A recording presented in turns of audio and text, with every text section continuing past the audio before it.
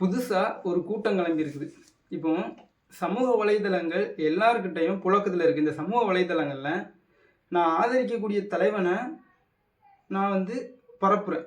அப்படி ஒவ்வொருத்தரும் தான் ஆதரிக்கக்கூடிய ஒரு தலைவனுடைய கருத்துக்களை இந்த சமூக வலைதளங்களில் பரப்புகிறாங்க. இப்போ நான் ஒரு தலைவனை ஆதரிக்கிறேன் அப்படின்னா அந்த தலைவனுடைய கருத்துக்களை நான் கொண்டு போகலாம் அப்படின்னு நினைக்கிறேன்.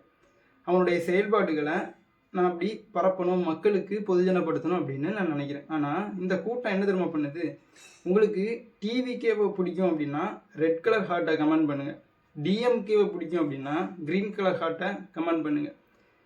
என்டிகேவை பிடிக்கும் அப்படின்னா ப்ளூ கலர் ஹார்ட்டை கமெண்ட் பண்ணுங்கள் அப்படின்னு சொல்லிட்டு கடைசியில் சொல்கிறாங்க, உங்களுக்கு விஜயை பிடிக்கும் அப்படின்னா இந்த சேனலை சப்ஸ்கிரைப் பண்ணுங்கள் அப்படின்னு சொல்கிறாங்க.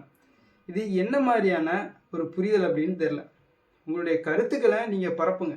அது உங்களுடைய தொண்டர்களுக்கும் உங்களுடைய ஆதரவாளர்களுக்கும் ஒரு ஊன்றுகோலாமே. இவங்களுக்கு வேறு கருத்துக்கள் இல்லையா அப்படிங்கிற கேள்வி தான் வருது. பரவலாக இதை அதிகமாக ஃபாலோ போடுறது அப்படின்னு பார்த்தீங்கன்னா பெண்கள் தான். பெண்களுக்கு அரசியல் கண்டிப்பாக புரிதல் இருக்கணும். பெண்கள் கண்டிப்பாக அரசியல் பேசணும்.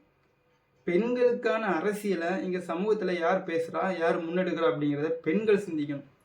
பெண்களுக்கு 117 தொகுதி பெண்கள், 117 தொகுதி ஆண்கள்.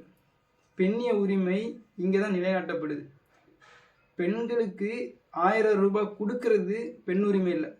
பெண்களுக்கு அதிகாரத்தில் சம உரிமை கொடுக்கணும். அதுதான் இங்கே பெண் உரிமை. சமூக வலைதளங்கள் உச்சத்தை தொட்ட தலைமுறை இது. ஆனால் இந்த தலைமுறையிலையும் ரெட் கலர் ஹார்ட்டை கமெண்ட் பண்ணுங்கள், லைக்கை போடுங்க, சப்ஸ்கிரைப் பண்ணுங்கள் அப்படின்னு சொல்கிறது எந்த மாதிரியான முன்னெடுப்பு அப்படின்னு தெரில. சந்திப்போம்.